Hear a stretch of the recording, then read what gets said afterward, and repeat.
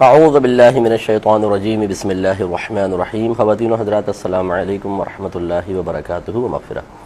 Programme احکام شریعت ہے اور ہم اللہ تبارک و تعالیٰ کی ذات و صفات سے متعلقہ اسلامی عقائد پر کلام کر رہے تھے. پچھلے پروگرام میں اللہ تبارک و تعالیٰ کی ذات سے متعلق ایک عقیدہ مزید ذکر کیا تھا کہ اللہ تعالیٰ کی ذات کا تصور قائم کرنا محال ہے اور جو اس کی کوشش کرے گا وہ غلط کوشش کر رہا ہے اور گناہگار بھی ہوگا. اس لیے کہ ہم کسی بھی چیز کا تصور اپنے ذہن میں اسی وقت قائم کر سکتے ہیں کہ یا تو ہم نے اس شے کو خود اپنی آنکھوں سے دیکھا ہو یا کسی نے اس کا تعارف باقاعدہ کروایا ہو، خود اس نے دیکھا ہمارے سامنے تعارف کر رہا ہو، یا ہم نے اس شے کی مثل کو دیکھا ہو، اس کی جیسی مشابہت رکھنے والی کوئی شے کو دیکھا ہو تو ہم کسی شے کا کچھ تصور قائم کرنے میں کامیاب ہوتے ہیں. اور یہ تینوں صورتیں اللہ تبارک و تعالیٰ کے لیے ثابت نہیں ہیں. یعنی نہ تو نبی کریم صلی اللہ علیہ وسلم نے اللہ تعالیٰ کی ذات کے بارے میں کوئی ہمیں خبر دی، نہ ہم نے اپنی آنکھوں سے دیکھا، اور نہ ہی اللہ تعالیٰ کی دنیا میں یا کائنات میں کوئی مثل ہے جس کو دیکھ کر ہم اللہ تبارک و تعالیٰ کی ذات کے بارے میں کوئی صحیح اندازہ، صحیح تصور قائم کر سکیں. اور جب یہ تینوں ذرائع مفقود ہیں تو پھر یہ جرأت کرنا کہ اللہ تعالیٰ کا معاذ اللہ کوئی تصور ذہن میں لے کر آنا یہ قطعاً غلط ہوگا. ایک مزید عقیدہ یاد رکھیں کہ اللہ تبارک و تعالیٰ کے تمام افعال غرض سے پاک و صاف ہوتے ہیں. اللہ تعالیٰ کے تمام افعال یہ فعل کی جمع ہے. مثلا فعل کام کو کہتے ہیں. مثال کے طور پہ زندہ کرنا، کسی کو موت دینا، اسی طریقے سے کسی کو بیمار کر دینا، کسی کو تندرستی دینا، یہ چیزیں جو ہیں یہ رزق دینا، یہ مطلب اللہ تبارک و تعالیٰ کے افعال کہلاتے ہیں اور یہ غرض سے پاک و صاف ہوتے ہیں. کیونکہ غرض اس ضرورت یا حاجت کا نام ہے جو کسی کام کرنے والے کو کام کی طرف ابھارتی ہے، مجبور کرتی ہے، اسے کہتے ہیں غرض. مثال کے طور پہ ہم کھانا کھا رہے ہیں، اس کی غرض کیا ہے؟ بھوک. یہ بھوک ہمیں اس پہ مجبور کرتی ہے کہ ہم کھانا کھائیں، تو ہم یہ کہیں گے کہ اس کھانا کھانے کی غرض بھوک ہے. یہ غرض اس حاجت کا نام ہے کہ جو فاعل کو فعل کے ارتکاب پر مجبور کرتی ہے. اور اللہ تبارک و تعالیٰ کسی بھی چیز کا محتاج نہیں، نہ اسے کوئی چیز مجبور کرتی ہے کہ وہ کوئی دوسرا کا کوئی اور اس کو وسیلہ بنا کر کچھ اور کرے. تو کم از کم اگر ہم یہ کہیں کہ اللہ تعالیٰ کا یہ فعل اس غرض کی وجہ سے ہے تو اللہ تعالیٰ اس فعل کے سلسلے میں غرض کا محتاج ہوگا.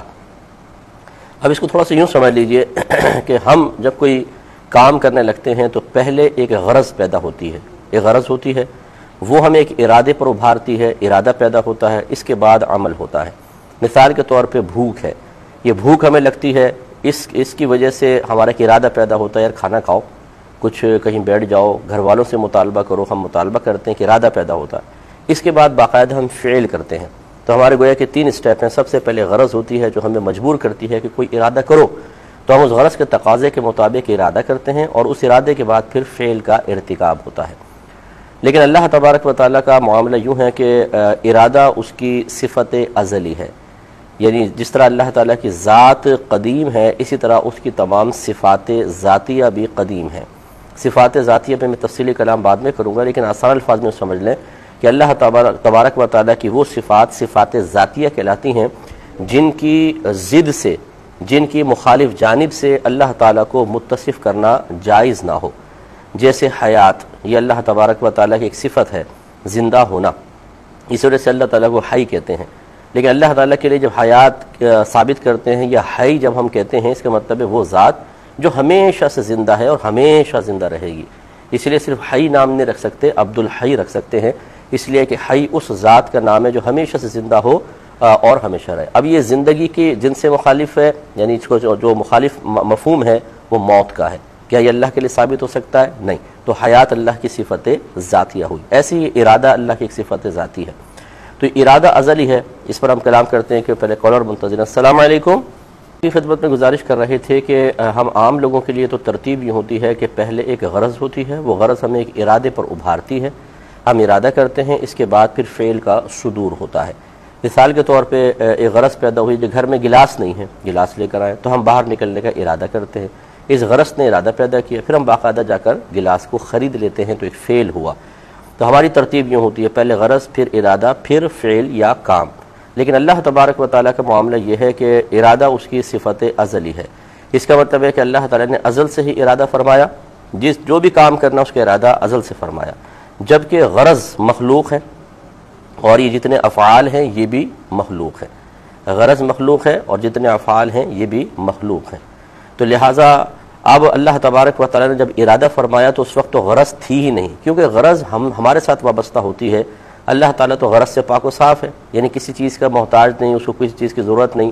اگر وہ کسی چیز کو پیدا کرتا ہے تو ہماری ضرورتوں کو پورا کرنے کے لیے، ہماری حاجات کو پورا کرنے کے لیے، تو معلوم ہوا کہ غرض کا تعلق اللہ سے نہیں ہم سے ہے، اور اس وقت نہ ہم تھے، جب ہم نہیں تھے تو ہماری اغراض بھی نہیں تھی، لیکن اللہ کا ارادہ موجود تھا۔ اس کا مطلب ہے اللہ تعالیٰ کا ارادہ ہوتا ہے، اور پھر جب اللہ تعالیٰ چاہتا ہے اس ارادے کو باقاعدہ ایک فعل کی شکل میں صادر فرما دیتا ہے، ظاہر فرما دیتا ہے۔ تو ارادہ اور فعل یہ بس دو چیزیں اللہ کی، ارادہ فعل۔ لیکن سوال یہ پیدا ہوتا ہے کہ اگر وہ فعل صرف ارادے کے بعد مارز وجود میں آتا ہے تو غرض نہ ہوئی، اور جب کوئی کام بغیر غرض کے کیا جائے تو وہ بیکار اور عبث کہلاتا ہے، اور اللہ تعالیٰ بیکار سے پاک و صاف ہے۔ جیسے مثال کے طور پہ کوئی آدمی بازار میں گھوم رہا ہو، ہمیں کیسے آیا ہو گیا، کوئی ایسے آیا، بس کوئی غرض تو نہیں تھی، تو ہم کہیں گے بڑا بیکار آدمی ہے، 2 گھنٹے سے گھوم رہا، کوئی غرض ہی نہیں ہے۔ اس کا مطلب ہے کہ افعال کی غرض ان افعال کو کام کا بناتی ہے، ورنہ وہ بیکار کام ہوتے ہیں، بیکار ہوتے ہیں۔ تو اللہ تعالیٰ کے افعال تو ایسے نہیں ہو سکتے۔ اس کا جواب علماء نے دیا کہ بالکل ترتیب تو یہی ہے کہ اللہ کا ارادہ ازلی ہوتا ہے، اور جب اللہ تعالیٰ چاہتا ہے اس ارادے کو ایک فعل کی صورت میں ظاہر فرما دیتا ہے، یعنی اس کی پھر عملی شکل جو نظر آتی ہے، اس ارادے کی تکمیل جو نظر آتی ہے وہ ایک فعل کی شکل میں نظر آتی ہے۔ لیکن کمال الہی یہ ہے کہ جب وہ فعل مارز وجود میں آتا ہے، جب وہ فعل ظاہر ہوتا ہے تو ہزار ہا اغراض کے ساتھ ہوتا ہے، یعنی وہ غرضیں پہلے نہیں ہیں۔ جیسے میں نے آپ کو سمجھایا کہ جب ارادہ ازلی اللہ کا تھا، ہمیشہ سے ارادہ ہے، وہ اس کی ارادہ اس کی صفت ہے، جب وہ ارادہ تھا تو غرض نہیں تھی۔ لیکن جب ارادے کے بعد اللہ تعالیٰ نے مثال کے طور پہ ایک بچے کو پیدا فرمانا چاہا کہ اس کو پیدا کیا جائے، تو اب ارادہ ہے اور یہ فعل ہے، لیکن جب وہ بچہ پیدا ہوگا تو کسی غرض کے بغیر نہیں ہوگا، بلکہ ہزار ہا اغراض اس کے ساتھ وابستہ ہوں گے۔ اس کو یوں بھی سمجھ لیں کہ اللہ تعالیٰ نے نبیوں کو بھیجنے کا ارادہ فرمایا، اس وقت تو کوئی غرض تھی نہیں، بس ارادہ ہے کہ نبیوں کو بھیجا جائے گا۔ پھر نبیوں کو باقاعدہ بھیجنے کا فعل ہوا کہ اللہ تعالیٰ نے نبیوں کو بھیجا، لیکن جب بھیجا ہے اس فعل کا ظہور ہوا ہے تو وہ بیکار نہیں، بلکہ ہزار ہا اغراض اس کے ساتھ وابستہ ہیں۔ تو پہلے ارادہ، پھر اللہ تعالیٰ کا فعل بمائے غرض۔ تو یہ ایسا نہیں ہے کہ پہلے غرض تھی اس نے ارادے پر ابھارا، بلکہ ترتیب یوں ہوتی ہے اللہ تبارک و تعالیٰ کے لیے کہ ازلی ارادہ ہوتا ہے، جب اس ارادے کے مطابق اللہ تعالیٰ کسی فعل کو ظاہر فرمانا چاہتا ہے، کمال الہی پھر یہ ہوتا ہے کہ وہ فعل کسی غرض سے پاک و صاف بھی نہیں ہوتا، بلکہ وہ غرض کے ساتھ ہوتا ہے۔ اس لیے یہ بھی نہیں کہہ سکتے کہ وہ فعل کسی غرض سے پاک ہے، بیکار کام ہے، معاذ اللہ، ایسا نہیں۔ اللہ تعالیٰ کی ہر فعل سے ہزار ہا اغراض وابستہ ہوتی ہیں، لیکن ترتیب یوں نہیں ہوتی کہ پہلے غرض اللہ کو ارادے پہ ابھارے، بلکہ ارادہ بغیر کسی غرض کے ہوتا ہے، پھر فعل کے ساتھ اغراض وابستہ ہوتی ہے۔ کالر ہمارے ساتھ ہیں، السلام علیکم۔ تو آپ کی خدمت میں گزارش کر رہے تھے آخری دفعہ، ایک دفعہ پھر میں اس کو عرض کر دیتا ہوں کہ اللہ تبارک و تعالیٰ کا کوئی بھی فعل ایسا نہیں ہوتا کہ جس فعل سے پہلے اللہ کے ارادے پر کسی غرض نے اللہ تعالیٰ کو ابھارا ہو۔ اگر ہم کہیں کہ اللہ تعالیٰ نے اس وجہ سے یہ فعل کیا، تو کم از کم اس فعل کے ارتکاب میں اللہ تعالیٰ اس وجہ کا، اس سبب کا، اس غرض کا محتاج نظر آئے گا، اور یہ مناسب نہیں ہے، کیونکہ ذات باری تعالیٰ ہر قسم کی کہ کسی بھی شے کی محتاج نہیں ہے، تو اس لیے غرض کی بھی محتاج نہیں ہوگی۔ اس پر ہم مزید کلام آخر میں کرتے ہیں، ایک مختصر سے بریک کے بعد ہمیں یقین ہے آپ ہمارے ساتھ ہی رہیں گے۔ بسم اللہ الرحمن الرحیم۔ تو آخر میں خلاصہ بس یہی ہے کہ اللہ تبارک و تعالیٰ جتنے بھی اس سے افعال صادر ہوتے نظر آتے ہیں، جتنے بھی اللہ تعالیٰ کے فعل کائنات میں آپ کو ظہور پذیر نظر آتے ہیں، مثلا وہ زندگی دے رہا ہے، وہ رزق عطا فرما رہا ہے، وہ پودے اگا رہا ہے، وہ بارش برسا رہا ہے، وہ کسی کو وفات دیتا ہے، کسی کو زندگی عطا فرماتا ہے، بظاہر ان ہر فعل کے ساتھ ایک غرض ضرور نظر آتی ہے، لیکن حقیقتاً اس غرض نے اللہ تعالیٰ کو اس فعل کے ظاہر کرنے پر نہیں ابھارا ہوتا، مجبور نہیں کیا ہوتا۔ اگر ایسا مان لیا جائے تو کم از کم ان افعال کے سلسلے میں اللہ تعالیٰ کا ان اغراض کا محتاج ہونا لازم آئے گا، حالانکہ ذات باری تعالیٰ ہر قسم کی محتاجی سے پاک و صاف ہے۔ تو ہے یہی بس ترتیب کہ اللہ تعالیٰ نے ازل سے ہی ارادہ فرمایا کہ یہ بچہ فلاں وقت میں پیدا ہوگا، بس اس نبی کو فلاں وقت میں بھیجا جائے گا۔ کیا غرض ہے؟ غرض تو تھی نہیں کہ اس وقت، کیونکہ غرض ہم سے وابستہ ہوتی ہے، حقیقتاً ہمارے لیے ہی تمام چیزیں معاملات ہوتے ہیں، اللہ تعالیٰ تو ان تمام چیزوں سے پاک و صاف ہے، مختلف اغراض اللہ کے لیے تو نہیں، ہمارے لیے۔ جب ہم نہیں تھے تو یہ غرضیں بھی نہیں تھی، تو لہٰذا اللہ تبارک و تعالیٰ کا ارادہ تھا لیکن پیچھے کوئی غرض نہیں تھی۔ لیکن جب اللہ تعالیٰ کو اس ارادے کے موافق کوئی فعل ظاہر ہوتا ہے تو یہ نہیں ہوتا کہ بغیر غرض کے ظاہر ہو جائے ورنہ بیکار کہلائے، ہزار ہا اغراض اس کے ساتھ وابستہ ہوتی ہیں، لہٰذا ارادہ جب اللہ تعالیٰ نے فرمایا اسے کسی غرض نے نہیں ابھارا، لیکن جب فعل ظاہر ہوا تو ہزار اغراض سے وابستہ ہوئیں، تو اس طرح اللہ تعالیٰ کی ذات کا کمال بھی باقی رہا، اس کا محتاج ہونا بھی لازم نہ آیا۔ ایک کالر ہمارے ساتھ مزید ہے۔ السلام علیکم۔